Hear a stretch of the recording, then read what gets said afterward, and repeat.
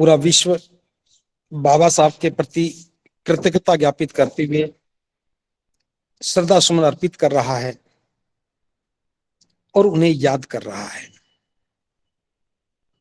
सबका अपना अपना एक तरीका है कि वह अपने महापुरुषों को किस रूप में स्वीकार करता है, किस रूप में याद करता है।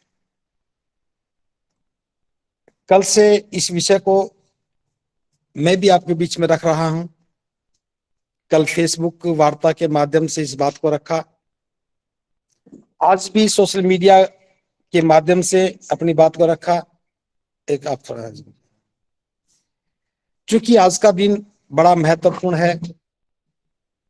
परम श्रद्धेय बाबा साहब के प्रति अपनी कृतज्ञता को ज्ञापित करना और लोगों को उनकी भावनाओं से अवगत करवाना हमारे नैतिक दायित्व में आता है। तो व्यवस्था निर्माण में महापुरुषों का सम्मान भी एक महत्वपूर्ण भूमिका निभाता है। हम अपने महापुरुषों को कैसे मनाएं, हम अपने महापुरुषों को कैसे याद करें, उन्होंने जो काम किए हैं उनका मूल्यांकन कैसे करें। यद्यपि ये हमारे लिए आसान नहीं है कि बाबा साहब जैसी महान विभूति, जिनको पूरा विश्व ज्ञान के प्रतीक के रूप में स्वीकार करता है, उनके कृतित्व को और उनके व्यक्तित्व को हम आकलन कर सकें, जांच कर सकें। भैया बात नहीं करो प्लीज, क्योंकि समय बहुत कम रहता है बात करने में, विषय बहुत लंबा रहता है। फिर भी मैं कुछ छोटी छोटी बातों को लेकर के आपसे बात करूंगा कि कोई व्यक्ति महान कैसे बनता है, कोई व्यक्ति महानता की सीमाओं को कैसे छूता है।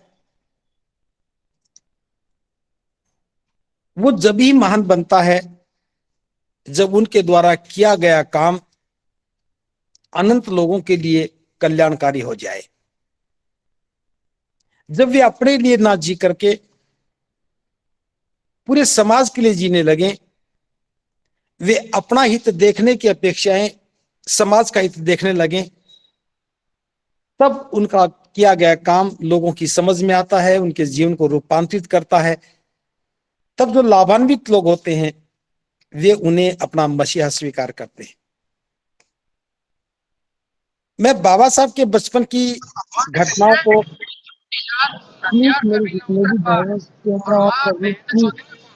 विपुल भैया अपना माइक बंद करें। विपुल,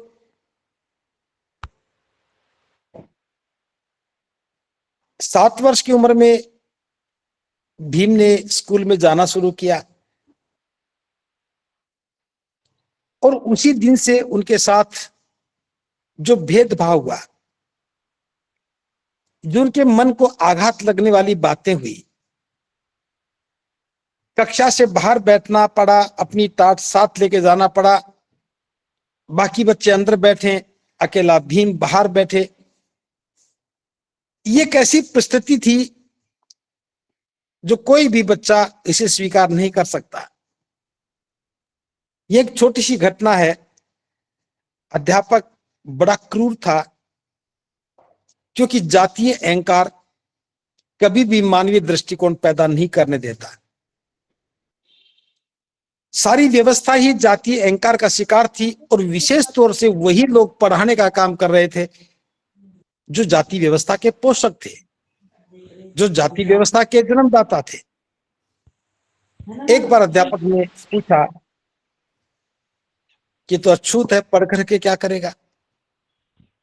भीम ने कुछ नहीं कहा। दूसरी बार पूछा कि पढ़ करके क्या करेगा। भीम ने तब भी कुछ नहीं कहा। कुछ दिन के बाद तीसरी बार कहा कि पढ़ करके क्या करेगा, तो अछूत है, पढ़ करके क्या करेगा। तो 7 वर्ष के बच्चे में इतना आक्रोश पैदा हो गया था, खड़े होकर के कहा कि मास्टर जी, आज तो आपने ये बात कही है, आज के बाद दोबारा मत कहना, वरना अच्छी बात नहीं होगी। मैं इस घटना का कई बार मूल्यांकन करता हूं, समझने की कोशिश करता हूं बहुत कि बहुत बहुत कह रहे हैं। 7 वर्ष के बच्चे में,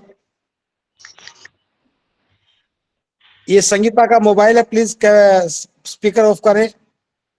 संगीता जी अपना स्पीकर म्यूट करें। हाँ, 7 वर्ष के बच्चे में इतना साहस कैसे आया?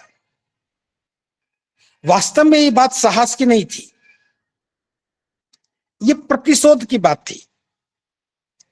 हर रोज कक्षा से बाहर बैठना पड़ता था, अध्यापक कॉपी जांचता नहीं था, बच्चे क्या पढ़ रहे हैं पता लगता नहीं था, प्यास लगती थी कोई पानी नहीं पिलाता था।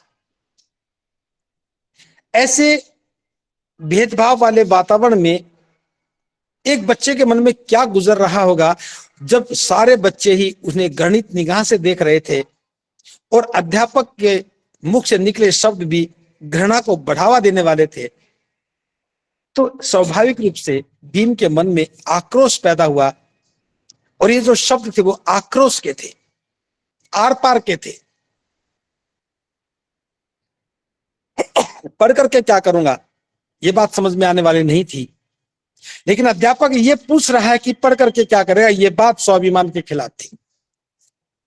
7 वर्ष की उम्र में भीम के मन में आक्रोश पैदा हुआ, और उसी आक्रोश में मन संकल्पित भी होता चला गया। पानी पीते समय कितनी बार अपमानित होना पड़ा। कभी अब चपरासी ना रहा तो कोई पानी पिलाने वाला भी नहीं था। बचपन की एक घटना कि अपने पिता से मिलने के लिए जा रहे थे, टेलीग्राम किया था, टेलीग्राम तो पहुंचा था लेकिन उनके पिता को नहीं मिला था। स्टेशन पर कोई लेने नहीं आया, तो स्टेशन मास्टर ने एक गाड़ी वाले से कहकर के, दोनों भाई थे आनंद और भीम, गाड़ी में बिठा दिया। दोनों ने अच्छे कपड़े पहन रखे थे, दोनों बच्चे बड़े सुंदर थे, गाड़ी वाला भी भ्रमित था।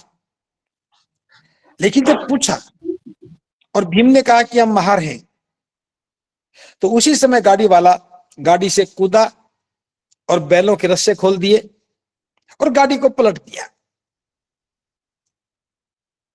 बड़ी मुश्किल से उसे लोभ दिया, लालच दिया, दुगना किराया दिया,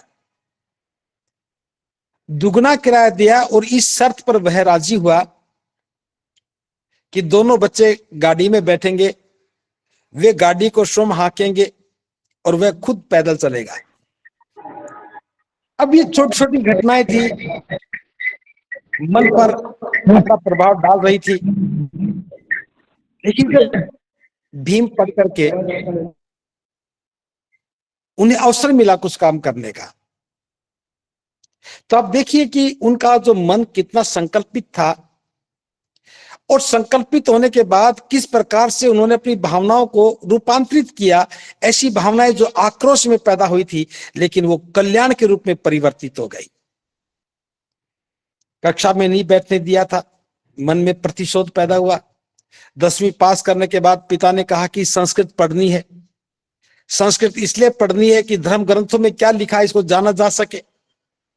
पिता भी चाहते थे कि उनका पुत्र ज्ञान अर्जित करके जनता का कल्याण करने का काम करे। पिता ने अपने बेटे के लिए लक्ष्य तय कर दिया कि तुम्हें संस्कृत पढ़नी है। और जब एलिफिस्टन कॉलेज में पढ़ने के लिए गए, तो वहां के प्रिंसिपल ने मना कर दिया कि तुम अछूत हो, अछूत संस्कृत नहीं पढ़ सकते। फारसी को पढ़ा, फारसी भाषा को पढ़ा। फारसी भाषा पढ़ने के बाद अंग्रेजी को पढ़ा, और उसके बाद संस्कृत को पढ़ना शुरू किया। तो वहां भी पता लगा, विदेश जब पढ़ने के लिए गए तो वहां जाकर के समझ में आया कि ज्ञान का उपयोग क्या करना है। 10 वर्ष बड़ौदा रियासत की सेवा करनी थी छात्रवृत्ति के बदले में। हम सब जानते हैं कि यह शर्त रखी थी कि छात्रवृत्ति इसलिए दी जाएगी ताकि पढ़ाई पूरी करने के बाद 10 वर्ष तक बड़ौदा रियासत की सेवा करनी है। अब सेवा करने के लिए आए, नौकरी भी मिली, लेकिन नौकरी के साथ जो अमानवीय व्यवहार मिला, जिस मानसिक प्रताड़ना के दौर से भीमराव को गुजरना पड़ा, दफ्तर में चपरासी पानी नहीं पिलाता था, टाट को समेट लिया था, फाइल दूर से फेंक के मारता था। कैंटीन में भी एक मुस्लिम नौकर होता था, जब वो होता था तो चाय मिल जाती थी, वो नहीं होता था कोई चाय नहीं पिलाता था। क्लब में उनके साथ कोई बैठने वाला नहीं था। पूरे बड़ौदा में, आज वर्तमान में बड़ोदरा हो गया, किसी भी होटल वाले ने रहने की जगह नहीं दी। फारसियों की धर्मशाला में दुगुना किराया देकर के उस फारसी चौकीदार के कहे अनुसार उसने वहां नाम बदल करके फारसी नाम रख करके वहां रहना शुरू किया। और 11वें दिन उन लोगों ने भी बहुत ही अमानवीय तरीके के साथ एक हिंसक रूप अख्तियार करके बाबा साहब के सामान को बाहर फेंक दिया, गालियां दी, जान से मारने की धमकी दी। तो इन सारी परिस्थितियों से निकलने के बाद बाबा साहब ने इस्तीफा दिया। वहीं 23 सितंबर 1917 का दिन था। बोधि वृक्ष नीचे बैठ करके बाबा साहब ने संकल्प लिया। सही मायने में बाबा साहब के जीवन के संकल्प की शुरुआत यहां से होती है। संकल्प ले लिया, जिस व्यवस्था ने मेरा अपमान किया है, जो व्यवस्था मेरा ही नहीं करोड़ों लोगों को पशुतुल्य जीवन जीने के लिए मजबूर करके रखा है, जिस व्यवस्था ने इंसानियत की सारी सीमाएं लांघ करके करोड़ों लोगों को दयनीय हालत में पहुंचा दिया है, मैं इस व्यवस्था को बदलूंगा, मैं इन लोगों का कल्याण करूंगा। और ये संकल्प लेकर के बाबा साहब वहां से लौट करके आए और ये उनके जीवन का एक बहुत बड़ा रूपांतरण था। पहली बात यह थी कि उनकी ज्ञान की पिपासा बहुत बढ़ गई थी। वे और ज्ञान पाना चाहते थे, विदेश दोबारा पढ़ने जाना था, धन इकट्ठा किया और दोबारा विदेश पढ़ने गए और फिर लौट करके आए। जब दोबारा पढ़ करके लौट करके आए तो कोलंबिया विश्वविद्यालय ने उन्हें प्रोफेसर के लिए आमंत्रण दिया। बाबा साहब ने मना कर दिया। ये बात मैं दोबारा आपके सामने रख रहा हूं कि बाबा साहब के सामने संबोधित करते हुए कहा था कि डॉक्टर अंबेडकर बहुत ही होनहार है और हम चाहते हैं कि ये इसी विश्वविद्यालय में रहकर के प्रोफेसर बन करके छात्रों को पढ़ाने का काम करें। बाबा साहब ने धन्यवाद दिया उनका कि मैं कोलंबिया विश्वविद्यालय प्रशासन का धन्यवाद करता हूं कि उन्होंने मुझे यह अवसर दिया और मुझे इस लायक समझा। लेकिन मैं बताना चाहता हूं,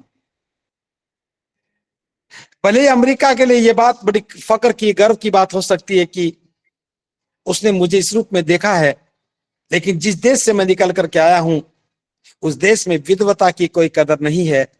एक तरफ ज्ञान होता है तो दूसरे हाथ में उनकी जातीय अहंकार होता है। और कहा कि मुझे जाकर के अपने समाज की मुक्ति के लिए काम करना, उत्थान के लिए काम करना है। प्रबुद्ध उपासक पासिकाओं, मैं ये बात इसलिए विशेष रूप से बता रहा हूं कि जब हम कामयाबी की दहलीज पे पहला कदम रखते हैं, हम अपने भविष्य की चिंता करते हैं कि मुझे नौकरी मिलनी चाहिए, मेरा भविष्य सुरक्षित होना चाहिए, मुझे अच्छी तनख्वाह वाली नौकरी चाहिए। लेकिन बाबा साहब जब ज्ञान की दहलीज को पार करके एक मुकाम पर पहुंचे तो नौकरी मिली, तो बाबा साहब ने यह नहीं कहा कि मुझे नौकरी चाहिए। और अमेरिका में भी और कोलंबिया विश्वविद्यालय में प्रोफेसर बनना कोई सामान्य बात नहीं थी, लेकिन बाबा साहब का वो संकल्प उनके साथ था कि मुझे यहां से जाकर के मेरे देश में जो मेरे करोड़ों भाई हैं जो पशुतुल्य जीवन जी रहे हैं, मुझे उनकी मुक्ति के लिए काम करना है, उनके कल्याण के लिए काम करना है। हम किस निर्णय से कुछ सीख पाए? क्या हम बाबा साहब के इस निर्णय कभी सोचते हैं? क्या हम भी उस निर्णय पर कुछ अमल करके देख सकते हैं? ऐसा कभी प्रयास किया? आज जितने भी लोग पढ़ रहे हैं, अपने बच्चों को पढ़ा रहे हैं, वे कभी भी नहीं सोचते कि जिन महामानव के त्याग और बलिदान से उनकी संतान को इस मुकाम तक पहुंचने का अवसर मिला है, हम बाबा साहब से प्रेरणा के बच्चों को समाज कल्याण के लिए प्रेरित करें। और मुझे बात कहते हुए आज बहुत ही गहरी दुखद संवेदना का एहसास हो रहा है, पीड़ा होती है कि हम सभी लोग बाबा साहब को याद कर रहे हैं, बाबा साहब की मूर्तियां लगा रहे हैं, बाबा साहब को नमन कर रहे हैं, उनके गीत गा रहे हैं, कभी भी बाबा साहब के इस त्याग के अनुभव करके नहीं देखते। उन्होंने कोलंबिया विश्वविद्यालय में प्रोफेसर बनना अस्वीकार कर दिया क्योंकि उनके सामने हमारा जीवन था। वे हमारे जीवन को एक मानवीय मूल्य देना चाहते थे। वे पशुतुल्य जीवन से हमें बाहर निकालना चाहते थे। वे दरिद्रता, बेबसी, लाचारी से हमारी मुक्ति चाहते थे। तो यहां से बाबा साहब का संकल्प का व्यवहारिक स्वरूप शुरू होता है। और उसके बाद जब भारत में आए तो मास्टर कृष्ण केलुस्कर, जो बड़ौदा महाराज के मित्र भी थे, एक पत्र लेकर के आए। उस पत्र में लिखा था, बाबा साहब के लिए डिस्ट्रिक्ट मजिस्ट्रेट की नौकरी के लिए अपॉइंटमेंट लेटर था कि हम आपको डिस्ट्रिक्ट मजिस्ट्रेट के लिए आमंत्रण दे रहे हैं। और बाबा साहब ने यह कह करके कि नौकरी मेरे लिए फांसी का फंदा है, अगर मैं गले में डालूंगा तो जो संकल्प मैंने बड़ौदा की संकल्प भूमि में लिया था उसे मैं पूरा नहीं कर पाऊंगा। प्रबुद्ध उपासक उपासिकाओं, नौकरी मेरे लिए फांसी का फंदा है। अगर मैंने गले में डाल लिया तो जो संकल्प लिया था उसे कैसे पूरा करूंगा। मेरे सर पर मेरा दायित्व है कि मैं करोड़ों लोगों को उनकी गुलामी की दास्तां की बेड़ियों से मुक्त करूं। अगर मैं ही खुद नौकर बन गया, नौकरी करने लगा, तो फिर मैं कहां से समय निकालूंगा और मैं कैसे उनके लिए काम कर पाऊंगा। आज हम बाबा साहब को मसीहा मानते हैं, हम बाबा साहब से प्रेरणा लेते हैं। क्या किसी भी नौजवान को एक ख्याल आया कि नौकरी फांसी का फंदा होता है? अगर ये बात समझ में आ जाती तो आज लाखों नौजवान बाबा साहब से प्रेरित होकर के नौकरी को फांसी का फंदा समझते, तो बाबा साहब के जो सपने अधूरे रह गए, उनकी इच्छाएं अधूरी रह गई, उनको पूरा करने के लिए अपना पूरा समर्पण, पूरी निष्ठा के साथ काम करते। लेकिन हमारी दौड़ आज नौकरियों की ओर हो रही है। जो नौकरियां हमारे लिए फांसी का फंदा थी, सभी लोग गले में डाल करके खुश हो रहे हैं और बाबा साहब का आदर्श मान रहे हैं। मैं ऐसा नहीं कहता कि बाबा साहब ने सबको कहा कि नौकरियां मत करो, नौकरियां करनी चाहिए। शासन प्रशासन के उच्च पदों पर हमें जाना भी चाहिए, लेकिन उनसे भी बाबा साहब की कामना थी। लॉर्ड लिनलिथगो का जिक्र आता है। बाबा साहब ने 15 अक्टूबर 1956 को जो वक्तव्य दिया था दीक्षा के बाद, उसमें बाबा साहब ने इसका जिक्र किया है। बाबा साहब कहते हैं कि हमारी शिक्षा के लिए पैसा मांग रहे थे, विदेश पढ़ने के लिए बच्चों को भेजने की बात कर रहे थे। तब बाबा साहब कह रहे थे कि मैं अकेला पढ़ा लिखा 500 ग्रेजुएट्स के बराबर हूं। एक तरफ 500 ग्रेजुएट और एक तरफ मैं हूं, और ये स्थान मैंने अपने परिश्रम से हासिल किया है, अपनी मेहनत से हासिल किया है। मैं यही चाहता हूं कि मेरे समाज के नौजवान भी मेरी तरह से पढ़ लिख करके आगे आए, और वो जिस प्रकार से एक योद्धा सैनिक किले के प्राचीर पर बैठ करके किले की रक्षा करता है, उसी प्रकार मेरे समाज के लोग भी पढ़ लिख करके शासन प्रशासन के उच्च पदों पर बैठ करके समाज के निरीह, कमजोर और गरीब लोगों की सेवा करने का काम करें। बाबा साहब हमारे लिए काम कर रहे थे।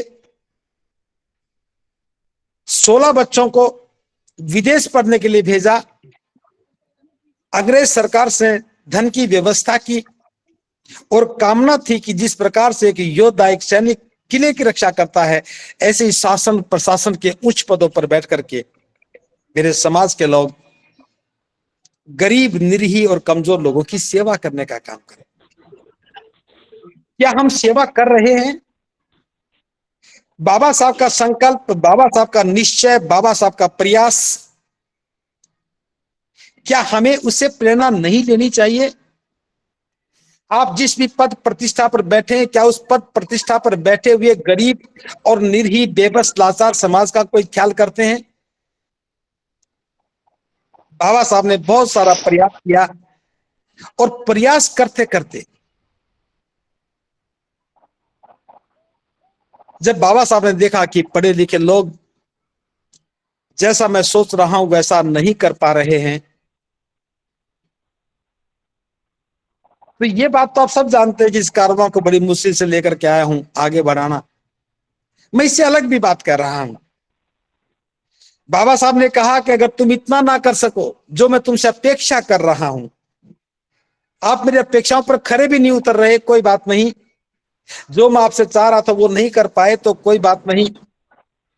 आप जो सुटिड बुटिड होकर के ऑफिस में जाते हो, बस महीने में कम से कम एक बार इतना कर लेना, जिन गांव की गलियों से निकल करके आए हो, महीने में एक बार सुटिड बुटिड होकर के उन गांव की गलियों से गुजर जाना, ताकि गांव के बाकी लोग जब तुम्हें सुटिड बुटिड देखेंगे, अच्छे वस्त्रों में देखेंगे, तो तुमसे प्रेरणा लेकर के वे भी अपने बच्चों को ऐसा ही बनाने का काम कर रहे हैं, करेंगे।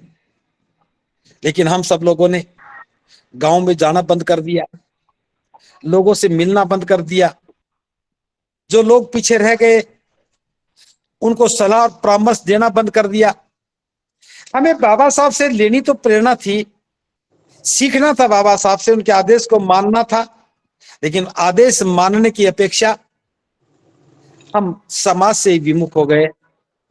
बाबा साहब को भी परंपरागत तौर पर 2 दिन याद करते हैं, एक 14 अप्रैल का दिन है और एक 6 दिसंबर का दिन। क्या बाबा साहब की उन भावनाओं की हमारे मन में इतनी ही कदर बची है? क्या हम इससे ऊपर नहीं सोच सकते? क्या हम बाबा साहब को जाने समझ करके हम खुद आंदोलित नहीं हो सकते? लेकिन जिस काम को बाबा साहब ने किया, हमने लाभ तो उसका लिया, लेकिन बाबा साहब को लौटा कुछ नहीं रहे हैं। बचपन में मास्टर ने पूछा था कि भीम पढ़ करके क्या करेगा, और जब संविधान लिखने का अवसर मिला, जब संविधान लिखने का काम कर रहे थे, उस समय बाबा साहब को ख्याल आया कि बचपन में मुझसे मास्टर ने पूछा था कि पढ़ करके क्या करेगा, और आज मैं बता रहा हूं, मैं पढ़ करके इस देश के सभी लोगों को पढ़ने का अधिकार देकर जा रहा हूं। अध्यापक ने कहा कि तो अछूत है, पढ़ करके क्या करेगा, और बाबा साहब ने कहा कि मैं पढ़ा लिखा हूं, मैं देश के तमाम लोगों को बिना जाति भेद के, बिना क्षेत्र के, बिना स्त्री पुरुष के, सबको समान रूप से पढ़ने का अधिकार दे रहा हूं। बाबा साहब ने बचपन की घटना का जवाब जीवन के अंतिम दौर में आकर के संविधान लिखते समय दिया। जिस बैलगाड़ी वाले ने बाबा साहब को गाड़ी में बैठने से मना किया, गाड़ी को पलट दिया, दुगना किराया लेकर के छोटे छोटे बच्चों के साथ जो अन्याय किया था, संविधान लिखते समय बाबा साहब ने लिख दिया कि मेरे संतानों में से ना केवल वो बैलगाड़ी में बैठेंगे, बल्कि रेलगाड़ी भी चलाएंगे, हवाई जहाज भी उड़ाएंगे और उसमें यात्रा भी करेंगे। आज बाबा साहब के अनुकंपा से सबके लिए ज्ञान के द्वार खुले हैं, उनका संकल्प पूरा हुआ। आज बाबा साहब के लिखे संविधान से हर व्यक्ति को हर जगह जाने का, यात्रा करने का अवसर मिला। पहली बार बड़ौदा में नौकरी करने के लिए गए तो टाट को समेट लिया था, चपरासी पानी भी नहीं पिलाता था, फाइल फेंक के मारता था। आज बाबा साहब के आदेश से आप शासन प्रशासन के बड़े बड़े ऊंचे ऊंचे पदों पर सुशोभित हो रहे हैं।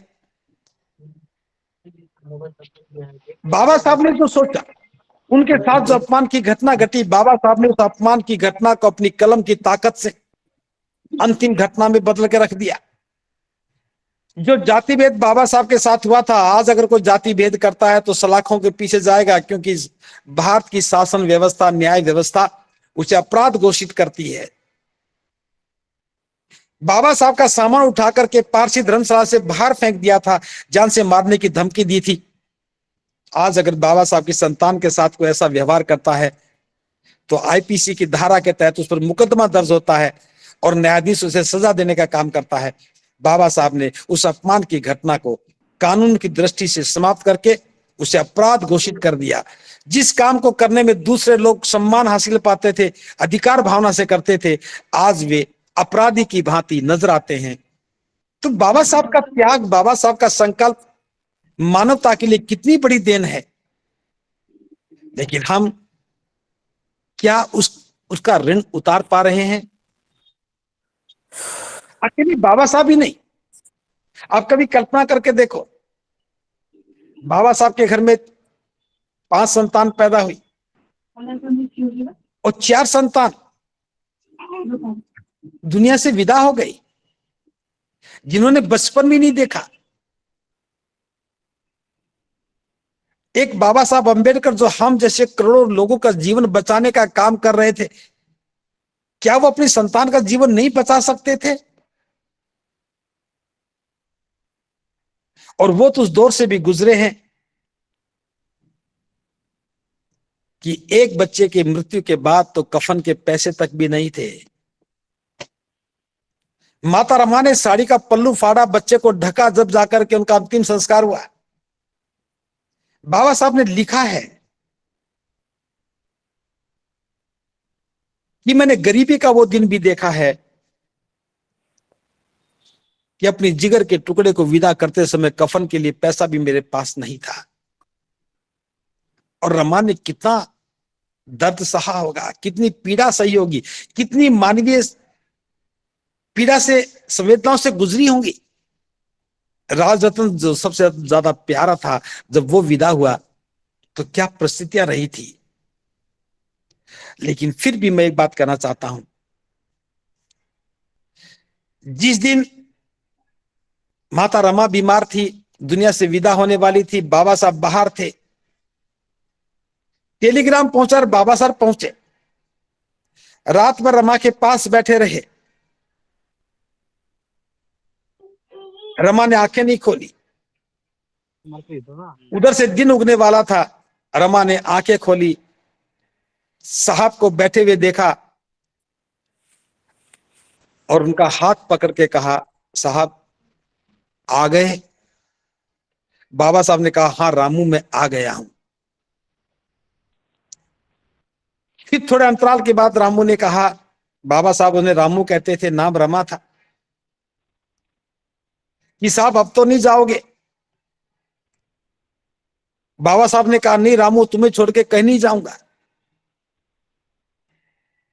और थोड़े अंतराल के बाद तीसरी बार में रमा ने फिर कहा, साहब अब मेरे जाने का समय आ गया है, मैं अपने 7 करोड़ बच्चों की जिम्मेदारी आपको सौंप के जा रही हूं। मेरे इन 7 करोड़ बच्चों का ख्याल रखना। ये रमा के मुख से निकले हुए अंतिम शब्द थे। उसके बाद रमा चुप हो गई, आंखें ठहर गई, श्वास रुक गया। बाबा साहब का जो जीवन का सफर था वो नितांत अकेला हो गया। इस बात को थोड़ा समझ के देखिए, माता रमा ने 4 संतानों को खोया, एक बेटा इकलौता बचा था यशवंत। दुनिया से विदा होते हुए यशवंत का नाम नहीं लिया। बाबा साहब के सामने सिर्फ इतना कहा कि मैं अपने 7 करोड़ बच्चों का दायित्व सौंप के जा रही हूं, मेरे जाने के बाद मेरे 7 करोड़ बच्चों का ख्याल रखना। और बाबा साहब ने रमा को आश्वासन दिया, भरोसा दिया कि रामू फिक्र मत करो, मैं इन 7 करोड़ बच्चों का ख्याल रखूंगा। उन 7 करोड़ में हमारा नाम नहीं था, क्योंकि हम तो पैदा भी नहीं हुए थे। 7 करोड़ ही नहीं, आज तो 100 करोड़ के लगभग हो गए। आज भी रमा दुनिया से चली गई, बाबा साहब दुनिया से चले गए, आज भी हमारा ख्याल अगर कोई कर रहा है तो वो बाबा साहब का संकल्प ही हमारा ख्याल कर रहा है। आज हमें अधिकार दे रहा है, जो सुरक्षा दे रहा है वो बाबा साहब का लिखा संविधान दे रहा है। बाबा साहब का संकल्प उनके जाने के बाद भी बाबा साहब ही पूरा कर रहे हैं। इसमें हमारी भूमिका क्या है? माता रमा का त्याग है, बाबा साहब का त्याग है, हमारा क्या त्याग है? हम बाबा साहब के त्याग को नजरअंदाज कर रहे हैं। जिनकी वजह से मुझे सम्मानित जीवन मिला, जिनकी वजह से आप सबको सम्मानित जीवन मिला, हम उसकी कोई कीमत नहीं चुका रहे हैं। मैं एक एक बात करूं तो समय मुझे अनुमति नहीं देगा, फिर भी मैं एक बात कर रहा हूं, छोटी सी घटना का जिक्र कर रहा हूं। संविधान निर्माण का काम जारी था। संविधान समिति के लोग हर रोज बैठक करते थे, एक एक आर्टिकल पर चर्चा करते थे। उसी दौर में एक दिन बाबा साहब आए और आकर के वायलिन बजाने लगे। बहुत देर तक बाबा साहब वायलिन बजाते रहे, गीत गुनगुनाते रहे, बड़े खुश नजर आए। नानक चंद रत्तू ने देखा, झांक करके देखा, बाहर निकल गए, फिर झांक करके देखा, बाहर निकल गए। हिम्मत नहीं हो रही थी, फिर भी हिम्मत करके अंदर आए और कहने लगे कि बाबा साहब आज तो आप बहुत खुश नजर आ रहे हो, कोई खास बात है क्या? बाबा साहब ने कहा, रत्तू बात बहुत खास है। रत्तू ने कहा कि बाबा साहब हमें बताओ। तो बाबा साहब ने कहा कि आज मैं एक बहुत बड़ा काम करके आया हूं, इस देश के राजाओं को सड़क पर ले आया हूं। रत्तू ने कहा कि बाबा साहब इसमें कौन सी बड़ी बात है कि देश के राजाओं को सड़क पर ले आए? तो बाबा साहब खुश होकर कहते, रत्तू इतना ही नहीं, जो लोग सड़क पर थे मैं उन्हें देश का हुक्मरान बना के आया हूं। जिस वोट की लड़ाई में गांधी जिद करके बैठा था, हमें वोट का अधिकार नहीं देना चाह रहा था, आज मैं जीत गया हूं और संविधान में देश के प्रत्येक व्यक्ति को वोट का अधिकार देने में कामयाब हो गया हूं। और मैं खुश इसलिए हूं, जो लोग सदियों से सड़क पर थे, जिन्होंने राजकाज को देखा तक नहीं था, वो अपने वोट की ताकत से देश का शासन ही नहीं, देश का शासक ही नहीं चुनेंगे, बल्कि वे खुद भी शासक बनकर देश का हुक्मरान बन जाएंगे। प्रबुद्ध उपासक उपासिकाओं, ये बाबा साहब का संकल्प था कि हम देश के हुक्मरान बने। बाबा साहब ने कहा था, जाओ अपने घर की दीवारों पर लिखो हम देश के शासक होंगे, लेकिन हमने नहीं लिखा। हमें लिखना था कि हम देश के हुक्मरान हैं। बाबा साहब की कही हुई बात हमारे लिए एक इबादत बन जाती, हमारे लिए प्रेरणा का स्रोत बन जाती। हम क्लर्क बनने की बजाय हुक्मरान बनने की बात करते, लेकिन हमने क्या लिखा? धन धन सतगुरु तेरा ही सहारा, जय माता दी, राधे राधे, इस कृपा। जिनकी कोई कृपा नहीं थी, हम उनकी कृपा मानने लगे, और जिसकी वजह से हम सब कुछ मिला उसे भूल गए। ये बाबा साहब के प्रति निष्ठा होने का कोई उदाहरण नहीं है। ये तो बाबा साहब को धोखा देने वाली बात है। बाबा साहब ने हमारे लिए तंबू का निर्माण किया, और वो कह रहे थे, आगरा में आके कहा कि मैं उस नौजवान को ढूंढ रहा हूं जो तंबू का बंबू बन जाए, ताकि मैं चैन से मर सकूं। बाबा साहब के जीवन के अंतिम दौर की संवेदनाओं को शायद हम समझ ही नहीं पाए। एक दिन की घटना है कि बाबा साहब के सिर में बड़ी पीड़ा हो रही थी। उनके सिर में कई बार बहुत भयंकर पीड़ा होती थी, पैरों में बड़ा दर्द होता था। डायबिटीज के लक्षण बड़े पैमाने पर उन्हें दुखी कर रहे थे। बाबा साहब पैर की पीड़ा से मुक्ति पाने के लिए पंखे में रस्सी बांधकर उसमें पैर फंसाकर सोते थे। एक दिन सिर में पीड़ा हो रही थी, नानक सर रत्तू ने सिर को दबाया, मालिश की। थोड़ी देर के बाद राहत मिली, बाबा साहब का मन प्रसन्नचित हुआ। तो रत्तू ने सोचा कि मैं बाबा साहब से पूछ लेता हूं। कई बार मन में विचार आया लेकिन पूछने की हिम्मत नहीं हुई। रत्तू ने कहा कि बाबा साहब, बुरा ना मानो तो मैं आपसे कुछ पूछना चाहता हूं। बाबा साहब ने कहा, रत्तू पूछो, क्या पूछना चाहते हैं? तो रत्तू ने कहा कि बाबा साहब, अनेकों लोगों ने आपको देखा है, जब आप अकेले होते हैं तो आपकी आंखों से आंसू गिरते हैं। मैं जानना चाहता हूं कि आप अकेले होते तो आंखों से आंसू क्यों गिरते हैं? रत्तू ने यह पूछा तो बाबा साहब ने डांट दिया कि रत्तू, मैंने तुझे कई बार कहा कि मेरे से इस प्रकार के बेहुदे सवाल मत किया करो। रत्तू ने कहा कि बाबा साहब, मैं तो आपकी डांट सुनकर के चुप भी रह जाता हूं, लेकिन मैं क्या करूं? लोग मुझसे पूछते हैं कि रत्तू, तुम बाबा साहब के नजदीक रहते हो, उनकी सेवा करते हो, तुम जरूर जानते होंगे कि बाबा साहब की आंखों से आंसू क्यों निकलते हैं। जबकि हकीकत यह है कि मैं जानता नहीं हूं। बाबा साहब, आप ही बताओ कि मैं लोगों को क्या जवाब दूं? क्या लोगों की नजरों में मैं गुनाहगार बन जाऊं? आपका ये शिष्य लोगों की नजर में गुनाहगार बन जाए? तब बाबा साहब ने गंभीर होते हुए कहा, रत्तू, अगर तुम सुनना चाहते तो सुनो। मैं जीवन भर संघर्ष करता रहा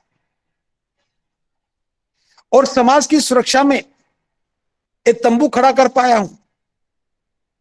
इस तंबू का मैं अकेला बंबू हूं। मेरा शरीर बूढ़ा हो चला है, मेरा शरीर बीमारियों से घिर गया है। जब अकेला होता हूं तो सोचता हूं, एक दिन मैं दुनिया से चला जाऊंगा। मेरे जाने के बाद इस तंबू का क्या होगा जिसका मैं अकेला बंबू बन के खड़ा हूं? मैं सोच रहा था कि मुझे देख करके मेरे समाज के हजारों नौजवान आगे आएंगे, त्याग करेंगे, वे इस तंबू का बंबू बनेंगे। लेकिन ऐसा नहीं हुआ। कोई भी नौजवान इस तंबू का बंबू बनने के लिए नहीं आया। बस मुझे ख्याल आता है कि जब मैं दुनिया से चला जाऊंगा तो मेरे इस प्रयासों का क्या होगा, इस तंबू का क्या होगा, तंबू गिरने के बाद मेरे समाज के लोगों का क्या होगा, जिनकी सुरक्षा के लिए मैं सारा काम कर रहा हूं। रत्तू, तुमने मेरे से पूछा है तो ये बात जाकर के समाज के लोगों को बताना। इस कारवां को मैं बेहद मुश्किलों का सामना करते हुए यहां तक लेकर के आया हूं। मेरे अनुयायियों का दायित्व है कि इस कारवां को आगे बढ़ाएं। अगर वो आगे ना बढ़ा सके तो किसी भी सूरत में से पीछे ना जाने दें। प्रबुद्ध उपासक उपासिकाओं, हम बाबा साहब को पुष्प अर्पित करते हैं, बाबा साहब के जयकारे लगाते हैं, बाबा साहब के नाम से जय भीम भी करते हैं। क्या कभी हमें ख्याल आता है कि बाबा साहब का वो कारवां आगे बढ़ना चाहिए था, क्यों ठहर गया? और ठहर ही नहीं गया कि पीछे हट गया। क्या कभी हम आज तक तंबू की बात कर पाए? वो तंबू जो बाबा साहब ने खड़ा किया था पूरे जीवन की साधना के बाद, आज उस तंबू का कोई बंबू नहीं है। क्या हमारा दायित्व नहीं बनता कि बाबा साहब के बनाए हुए तंबू का बंबू बन करके हम बाबा साहब के श्रद्धा सुमन अर्पित करने का काम करें? लेकिन हम गुनाहगार हो गए। हम सब ने अपने अपने तंबू बना लिए, अपने अपने घर के आगे लगा लिए और खुद बंबू बन करके हम बाबा साहब के समानांतर खड़े हो गए। हमें बाबा साहब के तंबू का बंबू बनना था, हाँ, अपने अपने तंबू बना लिए। ये गुनाह है, ये अपराध है बाबा साहब के लिए। बाबा साहब ने कहा, लो एम इज ए क्राइम। छोटा लक्ष्य नहीं बनाना, बड़ा लक्ष्य बनाना है। पूरे देश को एक साथ लेके चलना है, हमें राष्ट्रव्यापी आंदोलन खड़ा करना है। लेकिन हम लोग गली मोहल्ले के संगठन बना करके संगठनकर्ता बन गए और समाज को खंडित करने लगे। क्या ये बाबा साहब को समझना है? क्या ये बाबा साहब की भावनाओं के साथ न्याय है? इस देश की सारी महिलाओं को बाबा साहब ने मानवीय अधिकार दिए, समता का अधिकार दिया, पुरुषों के बराबर का अधिकार दिए, और महिलाएं भूल गई कि बाबा साहब हमारे मुक्तिदाता हैं। किसकी कमी है? हमारी कमजोरी है। हम महिलाओं को बता नहीं पाए, हम महिलाओं को समझा नहीं पाए, बाबा साहब का उपकार उन तक पहुंचा नहीं पाए। तो भला महिलाएं कैसे समझ सकती थी?